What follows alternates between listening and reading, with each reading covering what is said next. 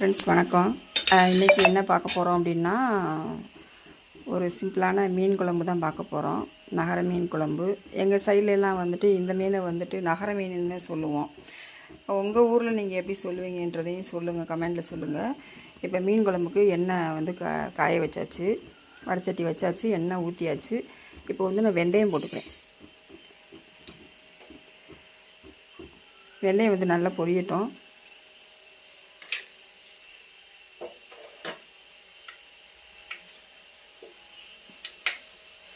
நல்லா வெடிச்சிருச்சு.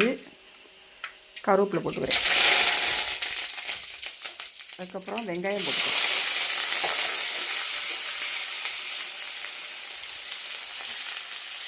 போட்டு கொஞ்சம் நல்லா வதக்கி விட்டுருங்க.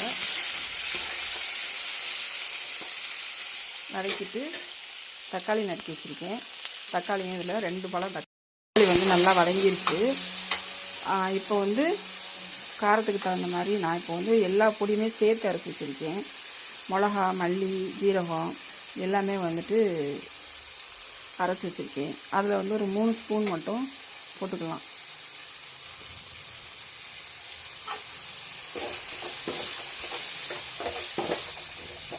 அடுப்பு சிம்மில் வச்சுக்கோங்க. புளி வந்து கரைச்சி ஏற்கனவே வச்சுருக்கேன். இது பழைய புளி, கொஞ்சம் கருப்பாக தான் இருக்கும். அதனால் கொஞ்சம் அட்ஜஸ்ட் பண்ணிக்கோங்க.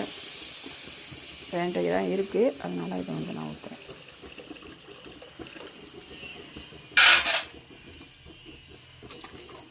இப்போ உப்பு வந்து நான் ஏற்கனவே போட்டுட்டேன்.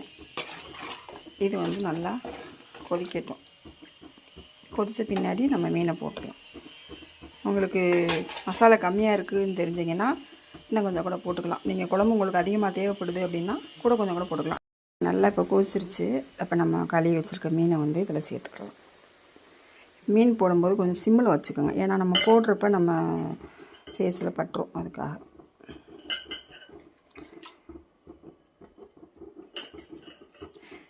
நல்லா கொதிக்கிறதுக்குள்ளே நம்ம தேங்காய் அரைச்சி அதில் ஊற்றி இறக்கிட்டோம் அப்படின்னா சுவையான நகர மீன் குழம்பு ரெடி ஆயிரும்.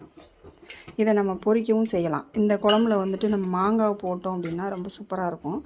மாங்காய் இல்லை, இப்போ மாங்காய் போட்டு வச்சிங்க அப்படின்னா ரொம்ப டேஸ்ட்டாக இருக்கும். அது குழம்பே வந்து வித்தியாசமாக இருக்கும்.